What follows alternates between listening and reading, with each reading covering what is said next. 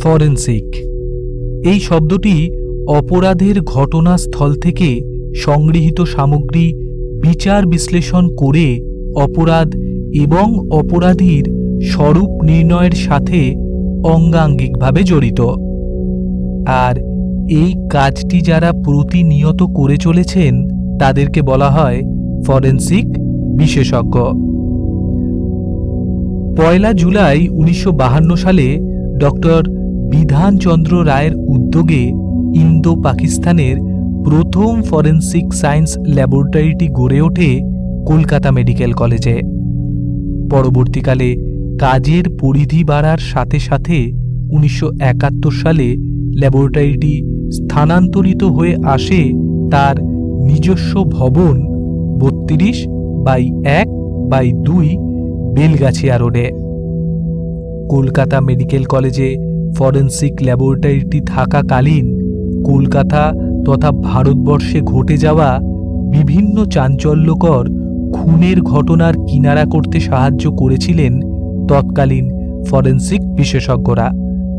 আর সেই সমস্ত ঘটনাগুলি থেকে বেছে বেছে নেওয়া বেশ কিছু রোমাঞ্চকর ঘটনা নিয়ে তৈরি আমার নতুন সিরিজ ফরেনসিক, যেখানে আমি সন্দীপ আপনাদেরকে এক একটি পর্বে এক একটি ঘটনার কথা এবং তার সাথে সেই ঘটনার কিনারা ফরেনসিক বিশেষজ্ঞরা কিভাবে করেছিলেন সেই গল্প শোনাব। প্রসঙ্গত বলে রাখি, সত্য ঘটনাগুলিকে গল্পের রূপ দিয়েছেন দেবেন্দ্রনাথ মুখোপাধ্যায়। তাহলে চলুন শুরু করি আজকের প্রথম ঘটনা।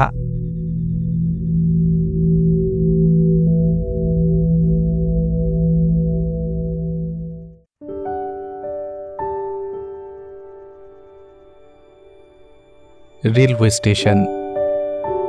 অজস্র যাত্রীর এলোমেলো চিৎকার ছড়িয়ে পড়েছে সারা প্ল্যাটফর্ম জুড়ে। সাপের মতো এঁকে বেঁকে ধীর গতিতে এগিয়ে আসছে দিল্লি কালকা মেল। একটি প্রথম শ্রেণীর কামরা থেকে চিন্তামগ্ন মন নিয়ে নামলেন ফরেনসিক বিশেষজ্ঞ। নামলেন সঙ্গে সহকারী আরও বেশ কয়েকজন। গোয়েন্দা বিভাগের পদস্থ 2-1 অফিসার ও সাংবাদিকদের বিভিন্ন প্রশ্নের উত্তর দিতে দিতে পার হয়ে এলেন দীর্ঘ পথটুকু। অত্যন্ত সংযত বাচনভঙ্গি, উত্তরগুলো সংক্ষিপ্ত। একজন ঝানু সাংবাদিক হঠাৎই প্রশ্ন করে বসলেন, স্যার, খুনের যে সূত্রটা পেয়েছেন তাতে খুনিকে ধরতে পারবেন কি? বিশেষজ্ঞ দৃঢ় কণ্ঠে উত্তর দিলেন, নিশ্চয়ই। স্টেশনের বাইরে এসে অপেক্ষমান মোটরের দিকে এগিয়ে গেলেন ফরেনসিক বিশেষজ্ঞ। ড্রাইভার গাড়ির দরজাটা খুলে ধরল। গাড়িতে উঠে বসলেন তিনি। ধীরে ধীরে গাড়িটা ব্রিজের ওপর দিয়ে অগণিত যানবাহনের মধ্যে অদৃশ্য হয়ে গেল।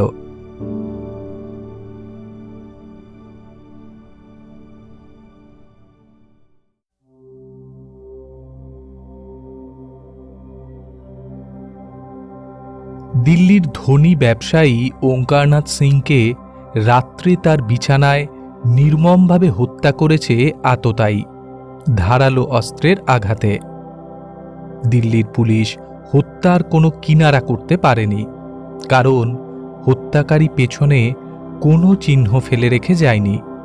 অতি বিচক্ষণতা এবং সাবধানতার পরিচয় দিয়েছে সে। অগত্যা দিল্লি থেকে ডাক পড়ল কলকাতার ফরেনসিক সায়েন্স বিশেষজ্ঞের। দিল্লি শহরের একটা বড় বাড়ির ছোট্ট ফ্ল্যাটে থাকতেন মিস্টার সিং, সঙ্গে ছোট ছেলে। মিস্টার সিং বয়সে প্রৌঢ়, ধনী ব্যবসায়ী বলে শহরে পরিচিত এবং সাচ্চা আদমি বলে বিজ্ঞ মহলে খ্যাতি রয়েছে যথেষ্ট। গম্ভীর প্রকৃতির মানুষ মিস্টার সিং, বেশ শক্ত সামর্থ্য, লম্বা চওড়া চেহারা, চোয়াল দৃঢ় এবং সবল। মিস্টার সিংয়ের বড় বড় টানা টানা চোখ দুটো যেন ঠেলে বাইরে বেরিয়ে এসেছে মৃত্যুর পর। চোখের পাতা ওপরের দিকে তোলা, সেই খোলা চোখ দুটো দেখে মনে হচ্ছিল হত্যাকারীকে দেখে ভয়ের চেয়ে অবাক হয়েছিলেন বেশি। খ্যাতনামা ফরেন্সিক বিশেষজ্ঞের সন্ধানী চোখ দুটো মুহূর্তের জন্যে থমকে দাঁড়ালো মৃত ওঙ্কারনাথের চোখের তারা দুটোর ওপর। ছুরির আঘাত থাকলেও ওঙ্কারনাথকে খুন করেছে গলা টিপে। It is a death by strangulation, জানালেন ফরেন্সিক বিশেষজ্ঞ। কিন্তু স্যার, পাঁজরার ক্ষতটা দিয়ে রক্ত পড়েছে অজস্র, বললেন পাশে থাকা সহকারী। হ্যাঁ, তুমি ঠিকই বলেছ, ওটা স্ট্যাবন্ড, অর্থাৎ অস্ত্রের আঘাত তো দেখাই যাচ্ছে, তবুও লক্ষ্য করো শ্বাস রোধে মৃত্যু। যদিও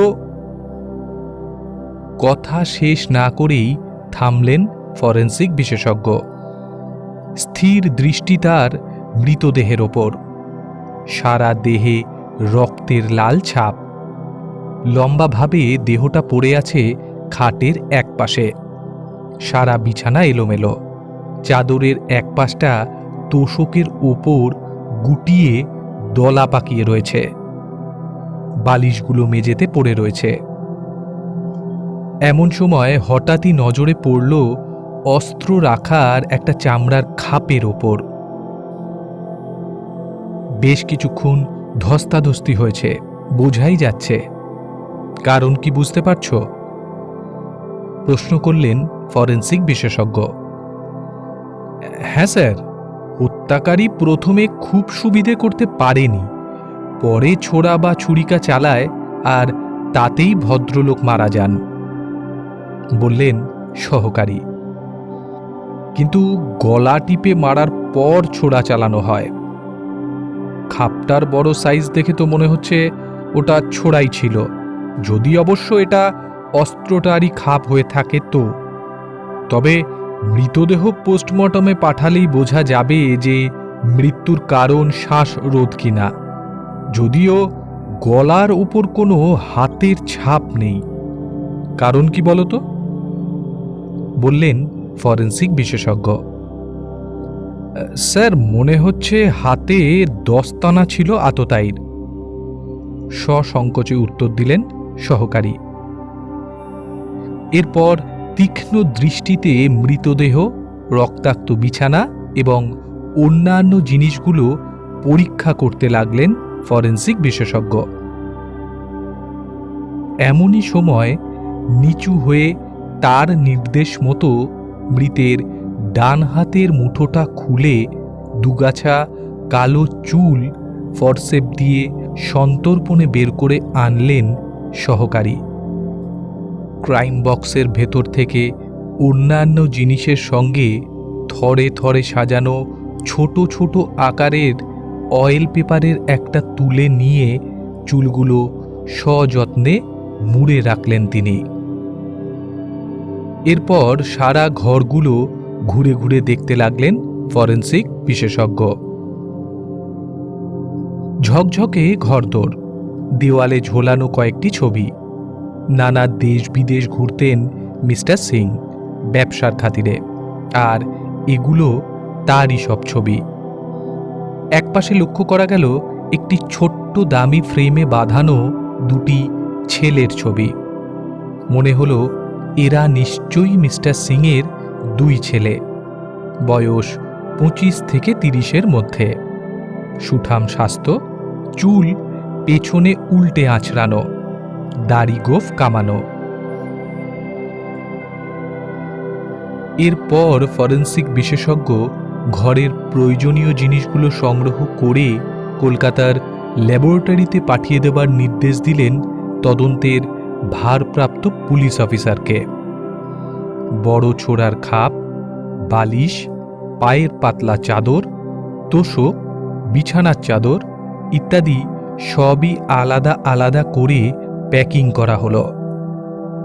পাশে থাকা একটি ড্রয়ার খুলে এক বান্ডিল চিঠি, কয়েকখানা চেক বই আর একটি ডায়েরি পাওয়া গেল।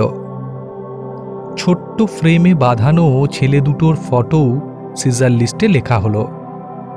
এরই মধ্যে ফটোগ্রাফার বিভিন্ন কোণ থেকে মৃতদেহের ঘরে ঢোকার রাস্তা, পাশের দরজা ইত্যাদির অজস্র ছবি তুলে নিলেন। এমন সময় দু একজন কৌতূহলী প্রতিবেশী সংবাদ দিলেন, মিস্টার সিংয়ের দুই ছেলে, বড় ছেলে অবশ্য সন্ন্যাসী হয়ে বাড়ি ছেড়ে চলে গেছেন বছরখানেক আগে, ছোট ছেলেটি সঙ্গে থাকতেন, তবে খুনের দিনই সকালে তার মামার বাড়ি বেড়াতে গেছে। প্রতিবেশী আরও জানালেন তিনি ছোট ছেলের ফোন নম্বরও জানেন। শুনে সহকারী ফোন নম্বরটি ডায়েরিতে লিখে নিলেন। পাশে থাকা অপর এক প্রতিবেশী জানালেন একজন দাড়িওয়ালা লোককে তিনি রাতের অন্ধকারে বাড়ির বাইরের পাঁচিল টপকে পালাতে দেখেছেন। লম্বা চওড়া চেহারা ছিল লোকটির। পালানোর সময় তার গতি ছিল বিদ্যুতের গতি। পুলিশ অফিসারের অনুরোধে পাঁচিলটা পরীক্ষা করলেন ফরেনসিক বিশেষজ্ঞ। মাঝারি ধরনের উঁচু পাঁচিল। স্পষ্টই লক্ষ্য করা গেল পাঁচিলের গায়ে পায়ের আঙুলের ছাপ। বুঝতে পারা গেল হত্যাকারী খুবই শক্তিশালী। লাফিয়ে উঠে হাতের জোরে সে তার দেহটাকে টেনে পাঁচিলের ওপর তুলেছে। পায়ের সামান্যই সাহায্য নিয়েছে। পায়ের যে ছাপটি পাঁচিলের ওপর ছিল সেটিকে পরীক্ষা করে ফরেনসিক বিশেষজ্ঞ বুঝলেন যার পায়ের ছাপ ওটি তার বাঁ পায়ের বুড়ো আঙুলটি হয় নেই, না হয় ছোট। এইভাবে অন দি স্পট এনকোয়ারি শেষ করে অত্যন্ত চিন্তিত মনে কলকাতা অভিমুখে যাত্রা করলেন ফরেনসিক বিশেষজ্ঞ। যাওয়ার আগে পুলিশ আধিকারিককে বলে গেলেন ছোট ছেলেটিকে তার বাবার মৃত্যুর খবরটা যেন জানিয়ে দেওয়া হয়, আর পোস্টমর্টমের রিপোর্টটা পেলেই কলকাতায় যেন যোগাযোগ করা হয়। এছাড়াও ভিসেরাটা ল্যাবরেটরিতে পাঠিয়ে দেওয়ারও ব্যবস্থা করতে বলে গেলেন।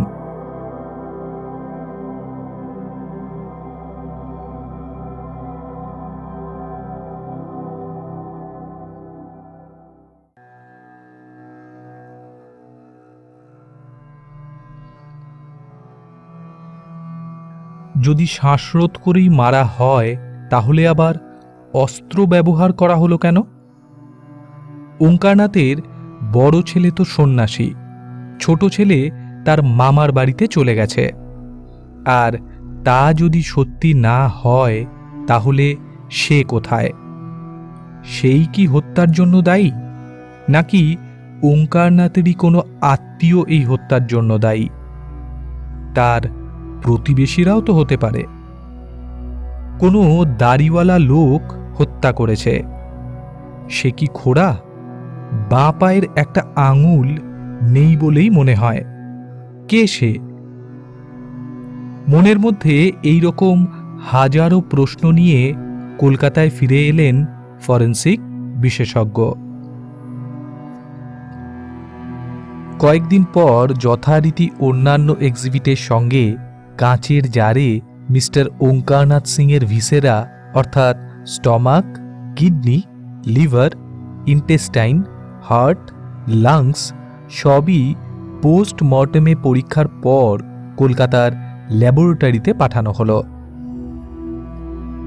পুলিশ অফিসার মর্গের ডাক্তারের রিপোর্টটা সহকারীর হাতে দিয়ে বললেন, it is a death by strangulation.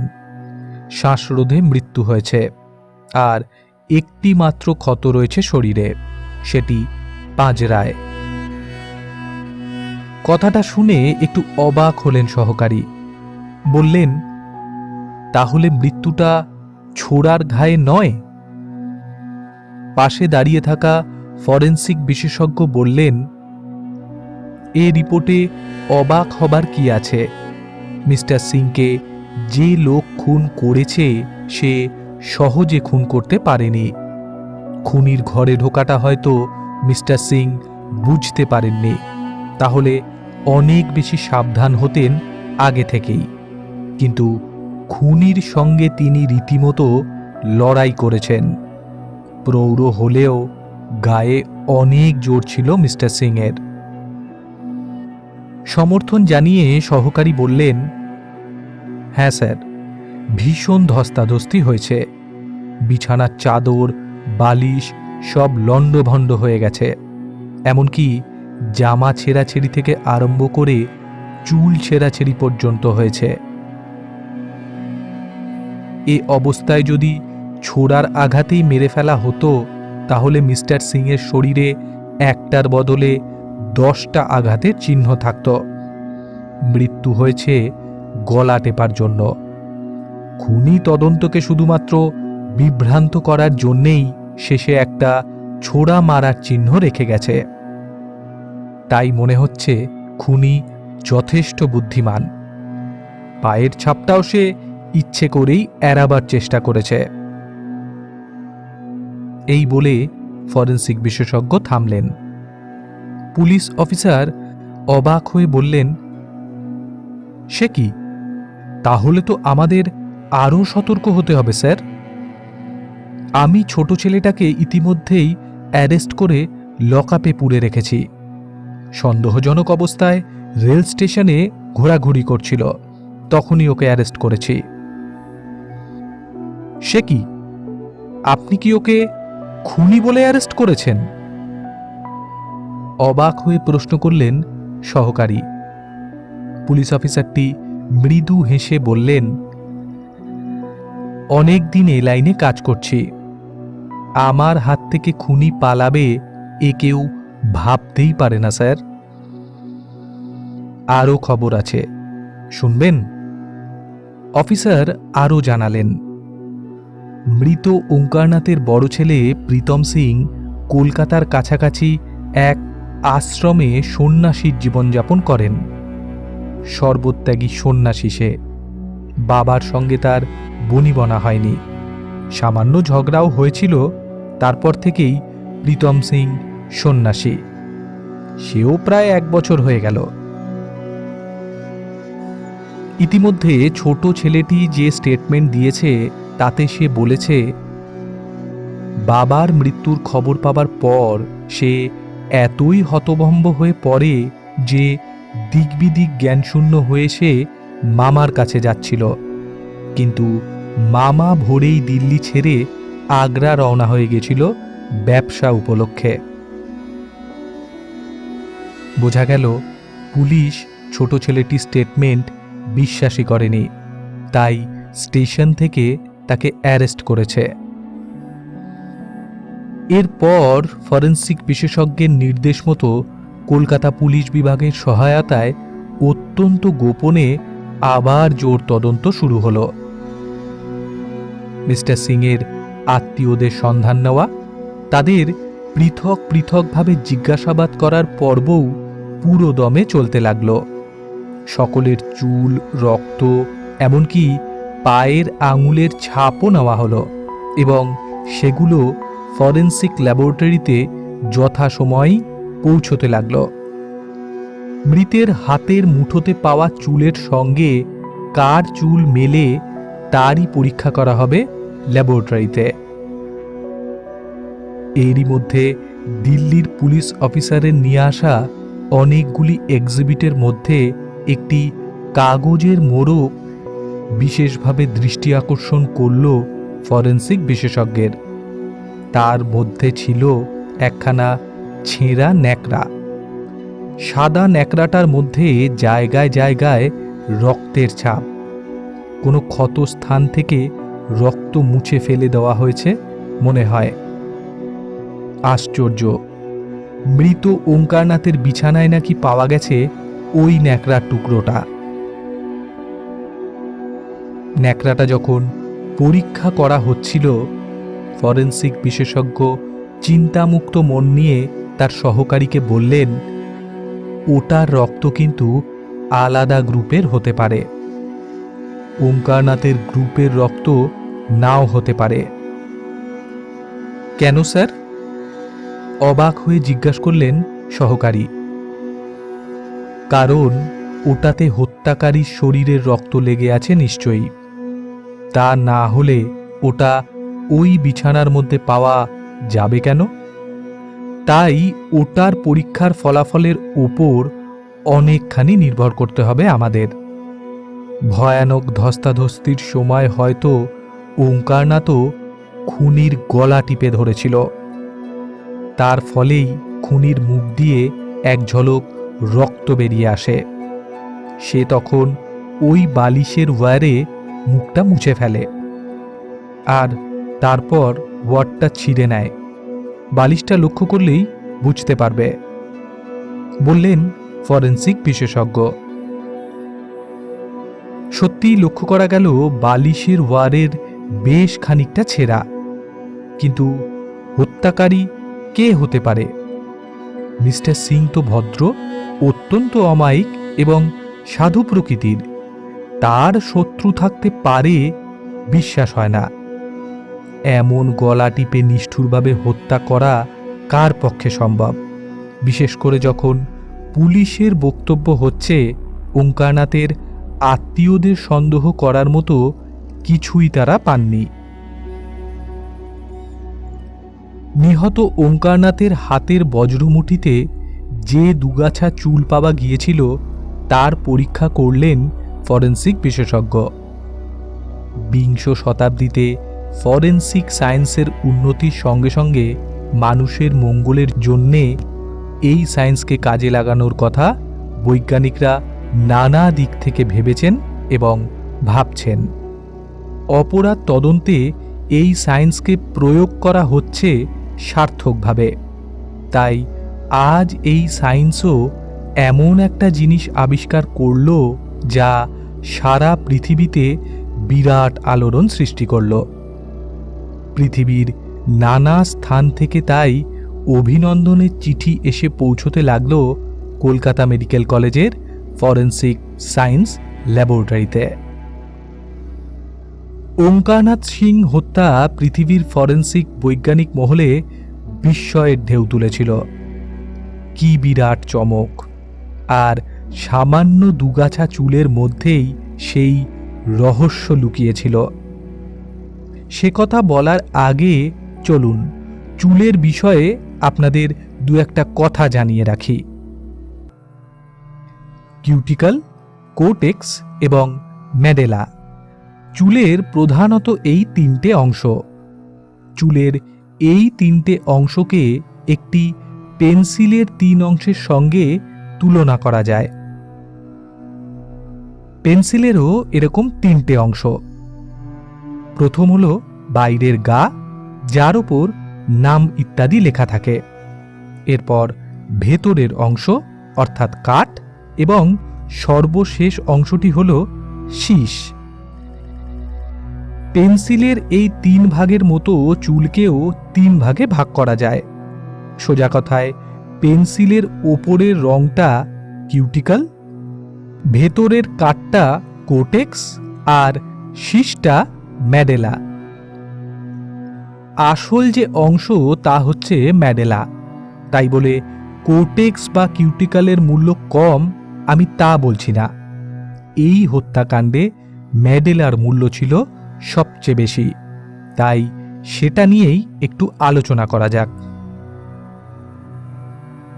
Forensic বিশেষজ্ঞ চুলের মধ্যে এই মেডেলার অংশটুকু নিয়েই বিশেষভাবে গবেষণা করেছিলেন। এর সাহায্যেই তিনি একটি মানুষকে নির্ভুলভাবে শনাক্ত করতে চান। অপরাধ তদন্তে এই গবেষণা তাই বিশেষ মূল্যবান হয়ে দেখা দিয়েছিল সারা পৃথিবীতে। একটি চুলের মধ্যে একটি মেডেলা দেখা যায়, এটাই স্বাভাবিক। কোটি কোটি মানুষের চুল পরীক্ষা করেও পৃথিবীর কোনো বৈজ্ঞানিকের চোখে এর ব্যতিক্রম ধরা পড়েনি। কিন্তু সুবিজ্ঞ বিশেষজ্ঞ আবিষ্কার করলেন একটি চুলের মধ্যে দুটি ম্যাডেলা। পরিষ্কার নয়, তবুও দৃষ্টি এড়ানো যায় না। অন্ধকারের মধ্যে যেন একটা বিদ্যুৎ চমক। মৃত ওঙ্কারনাথের হত্যাকারীকে সন্ধান এবং প্রমাণ করার একটা সহজ পথ খোলা রইল। চুল পরীক্ষা করে যেমন জানা যায় চুলটি মানুষের নাকি জন্তু জানোয়ারের, তেমনই বোঝা যায় চুলটি শরীরের কোন অংশের। ওঙ্কারনাথের মুঠির চুলটি ছিল দাড়ির। এই পরীক্ষাটুকু নিশ্চিত হবার পর সহজে ধরা গেল যে দিল্লির প্রতিবেশী ভদ্রলোকের অনুমান ছিল নির্ভুল। আততায়ীর সত্যিই দাড়ি ছিল, কিন্তু কে সে? ইতিমধ্যেই ন্যাকড়ার রক্তের গ্রুপ পরীক্ষা করে সে রক্ত যে নিহত ওঙ্কারনাথের নয় তা প্রমাণিত হয়ে গেছে। চলুন এইবার বিজ্ঞান আলোচনাটা একটু সরিয়ে রেখে গল্পের গতিটা অনুসরণ করা যাক। গল্পের মূল কেন্দ্র একটি আশ্রম। ফরেনসিক বিশেষজ্ঞের নির্দেশ মতো ছদ্মবেশী পুলিশ হানা দিল সেই আশ্রমে। রূপকথার গল্পের জৌলুস যেন এই গল্পের কাছেও ম্লান হয়ে যায়। পুলিশ ইন্সপেক্টর যা বললেন আমি আপনাদেরকে সেইটুকুই সাজিয়ে গুছিয়ে নিবেদন করছি।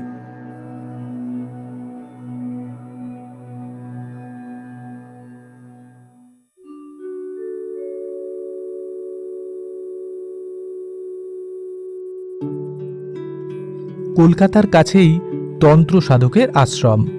ওঙ্কারনাথের বড় ছেলে প্রীতম সিং সেই আশ্রমেই সন্ন্যাস নিয়েছেন। স্থানটি শান্ত এবং সুন্দর, প্রকৃতির মায়া জড়ানো এক ধর্মীয় পরিবেশ। বিপুল আয়োজনে সন্ধ্যা আরতি চলছিল সেদিন। ভক্ত সমাগমে জায়গাটি জমজমাট হয়ে উঠেছিল। টকটকে লাল চেলি গায়ে জড়িয়ে ভক্তের দল বসে আছেন নাট মন্দিরে। জুতো খুলে একটা কোণে রেখে নিঃশব্দে ভেতরে প্রবেশ করলেন ছদ্মবেশী ইন্সপেক্টর। একটা আসন দখল করে বসলেন। ঢাক আর কাসর বাজার সাথে সাথে বুক কাঁপানো স্বরে প্রধান পুরোহিত মন্ত্র উচ্চারণ করছেন। সকলেরই তন্ময় ভাব। ধূপ ধুনোতে ঘর প্রায় ঢেকে গেছে, কাউকে ভালো করে দেখা যাচ্ছিল না। কিন্তু ছদ্মবেশী ইন্সপেক্টরের অনুসন্ধানী দৃষ্টি তাকে খুঁজে বের করতে বিশেষ দেরি করেনি। শান্ত সৌম্য দেবপ্রভাবিত সুন্দর বলিষ্ঠ চেহারা, অথচ শিশু সুলভ আত্মতৃপ্তির হাসি চোখে মুখে। সেই পুরনো চেহারা যা ছবিতে দেখা গিয়েছিল, শুধু মাথার চুলগুলো বাবরি চুলের মতো দেখাচ্ছে। দাড়ি গোঁফ কামানো, চোখ দুটো টানা টানা। ইন্সপেক্টর উঠে গিয়ে পাশে বসতেই একটু হেসে সামান্য একটু সরে গেলেন তিনি। নিঃশব্দ হাসিতে হাত তুলে নমস্কার করে ইন্সপেক্টর বললেন, বড় ভালো লাগছে জায়গাটা, একটু বাইরে আসবেন? একটা কথা বলবো আপনাকে, বড্ড জরুরি। ইন্সপেক্টরের দিকে স্থিরভাবে চেয়ে বরদা বেরিয়ে এলেন। ভূমিকা না করেই ইন্সপেক্টর বললেন, ওঙ্কারনাথ সিং মারা গেছেন।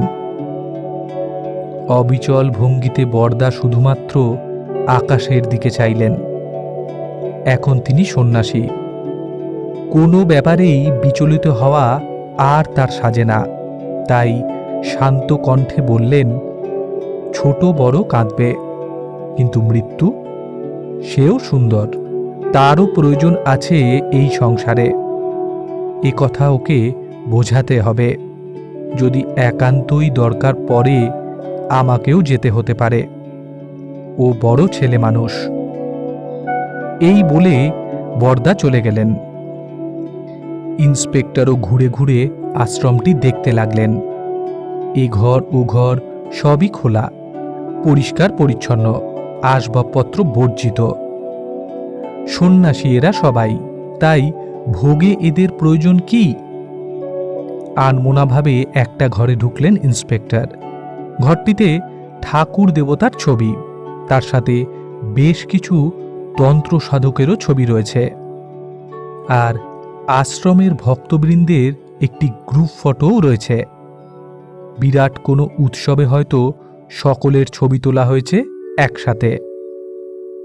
ওই তো প্রধান পুরোহিত, আর তার সাথে আরও 4 জন শিষ্য। কিন্তু এ কি? ওইটা কার ছবি? পিছনে দূরে বসে আছে, এটা কবেকার তোলা? তারিখ? ছবিটার দিকে তাকিয়ে এই সব মনে মনে ভাবতে ভাবতেই ইন্সপেক্টর এদিক ওদিক চেয়ে পকেট থেকে ছোট্ট দামি ক্যামেরাটা বের করে ছবি তুলে নিতে 5 সেকেন্ডও নিলেন না। দ্রুত পদে ঘর থেকে বেরিয়ে এলেন। না, কেউ তাকে দেখেননি। সবাই পুজোর ঘরে। এত বড় ফ্রেমের ছবি নিয়ে যাওয়া তো কষ্টসাধ্য, তার চেয়ে এটাই ভালো হলো। ঘর থেকে বাইরে বেরিয়ে এসে ইন্সপেক্টর লক্ষ্য করলেন বরদা ধ্যান ও গম্ভীর। আবার পাশে গিয়ে বসে মৃদু হাসলেন তিনি। আরও কিছুক্ষণ পর পুজো শেষ হলো। প্রসাদ পেলেন ইন্সপেক্টর। বরদার অমায়িক ব্যবহার, কোনো চাঞ্চল্য নেই, জিজ্ঞাসাবাদ নেই, নির্বিকার মানুষ, সর্বত্যাগী পুরুষ তিনি।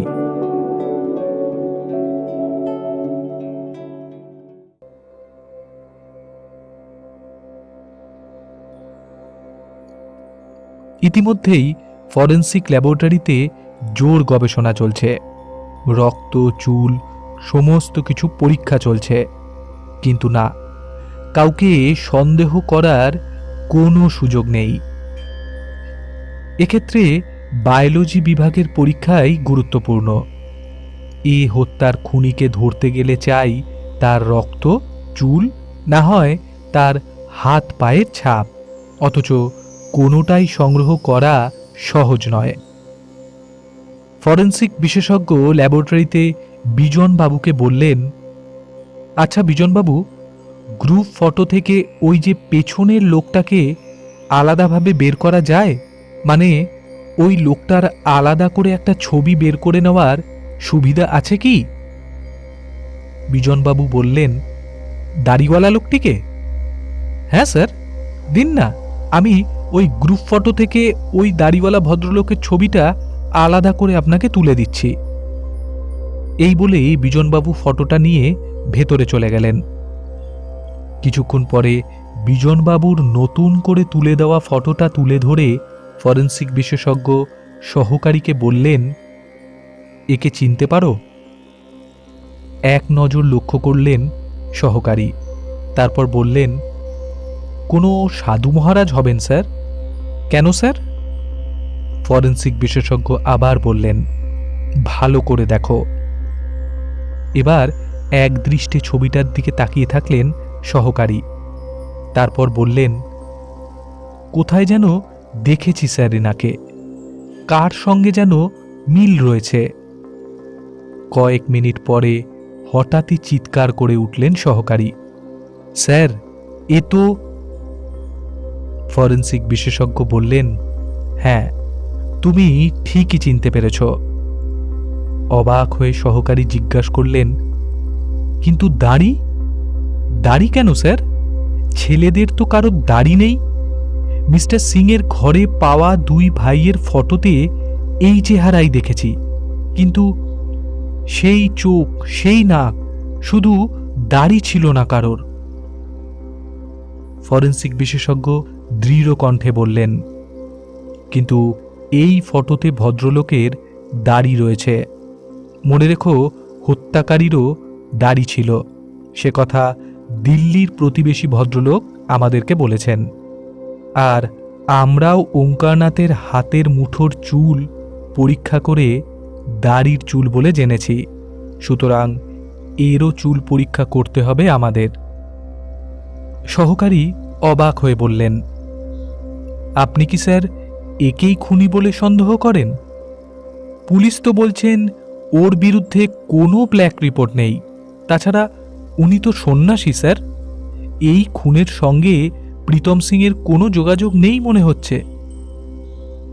ফরেন্সিক বিশেষজ্ঞ কথার কোনো উত্তর দিলেন না, শুধু শান্তভাবে বললেন, ওঙ্কারনাথ সিংয়ের হত্যাকারী নকল চুল ব্যবহার করেনি। আর চুল পরীক্ষা করে আমরা কি পেয়েছি? দাড়ির চুলগুলো জোর করে ছিঁড়ে নেওয়া হয়েছে। তার জন্য আমরা চুলের গায়ে রক্তও পেয়েছি। সে রক্ত হত্যাকারীর রক্তের গ্রুপের সঙ্গে মিলেছে, অর্থাৎ ন্যাকড়ার রক্ত আর ওই রক্ত একই গ্রুপের। তাই ভাবছি। এমনই সময় পুলিশ অফিসার ঘরের মধ্যে প্রবেশ করলেন। ফরেন্সিক বিশেষজ্ঞ ওনাকে দেখে একটি নির্দেশ দিলেন, যা শুনে পুলিশ অফিসারটি অত্যন্ত অবাক এবং কৌতূহলী হয়ে উঠলেন। বললেন, এ তো স্যার কঠিন কাজ, তবুও চেষ্টা করে দেখছি। এরপর আরও বেশ কিছুক্ষণ আলোচনা করে পুলিশ অফিসারটি চলে গেলেন। কাজটা সত্যিই কঠিন ছিল। সর্বত্যাগী সন্ন্যাসী প্রীতম সিংয়ের চুল সংগ্রহ করে এক্সিবিট যেমন করে পাঠানো হয়, তেমনি করে নম্বর দিয়ে ল্যাবরেটরিতে পাঠাবার কথা বলা হয়েছিল তাকে। এতে অনেকখানি সাবধানতা চাই, কারণ সন্ন্যাসী তিনি। সুতরাং এ কাজে বিপদও আছে, বিশেষ করে তার বিরুদ্ধে যখন কোনো প্রমাণ হাতে নেই। তাছাড়া প্রীতম সিং সত্যিই যদি খুনি হন, তাহলে ভীষণভাবে সজাগ হয়ে যাবেন তিনি।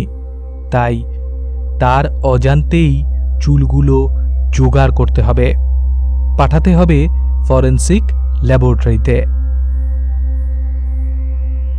আশ্চর্য, গোয়েন্দা বিভাগের অসাধ্য কিছুই নেই। সপ্তাহ 2 পরেই তার প্রমাণ পাওয়া গেল। প্রীতম সিংয়ের চুল পাওয়া গেল। বকশিসের ব্যবস্থা করে নাপিতের সাহায্যেই কাজটা করা হয়েছিল। কাগজে মুড়ে ফেলে দেওয়ার নাম করে নাপিত চুল ভর্তি মোড়কগুলো পুলিশের হাতে তুলে দিয়েছিল। আরও বেশ কিছু তথ্য দিয়েছিলেন পুলিশ অফিসারটি, যা সবগুলোই খুবই রোমাঞ্চকর। মন্দিরের মধ্যে নানা ছদ্মবেশ ধরে নানা কৌশলে সারা দিন সারা রাত প্রীতম সিংকে পাহারা দেওয়াই ছিল ওই পুলিশ অফিসারটির কাজ। এরই মধ্যে একটি মোড়কের চুল পরীক্ষা হলো ল্যাবরেটরিতে, কিন্তু হতাশার স্পষ্ট ছাপ দেখা দিল ফরেন্সিক বিশেষজ্ঞের চোখে মুখে। এমনকি প্রথম এবং দ্বিতীয় মোড়ক থেকে যে দাড়ির চুলগুলো পাওয়া গেল, তার মধ্যে সেই বৈশিষ্ট্যপূর্ণ চুলের সন্ধান মিলল না। তাহলে কি অনুমান মিথ্যে? কিন্তু কোথায় সেই চুল? তবে কি? কিন্তু না, ফরেন্সিক সায়েন্স বিশেষজ্ঞের দীর্ঘদিনের অভিজ্ঞতা প্রসূত অনুমান শেষ পর্যন্ত মিথ্যে হল না। একটি মোড়কের সহস্র চুলের মধ্যে থেকে তিনি আবিষ্কার করলেন সেই ডাবল ম্যাডেলা সম্বলিত বিস্ময়কর চুল। সাফল্যের আনন্দে ভরে উঠল মন। সার্থক হল পরিশ্রম। মোড়কের সব চুলগুলোই দাড়ির চুল ছিল, কিন্তু আশ্চর্যের বিষয় এই যে প্রীতম সিংয়ের দাড়ির সব চুলই 2 ম্যাডেলাযুক্ত নয়। ওঙ্কারনাথ সিংয়ের হত্যা কাহিনী অপরাধ তদন্তের ইতিহাসে এক চরম বিস্ময় সৃষ্টি করেছিল। অতর্কিতে একদিন রাত্রে ঘুমন্ত অবস্থায় আশ্রমের প্রধান শিষ্য সর্বত্যাগী পুরুষ দেবকান্তি সদাহাস্যময় ধর্মপ্রচারক প্রীতম সিংকে গ্রেফতার করা হলো। বিচারে সে খুনি বলে প্রমাণিত হলো, শাস্তিও হলো।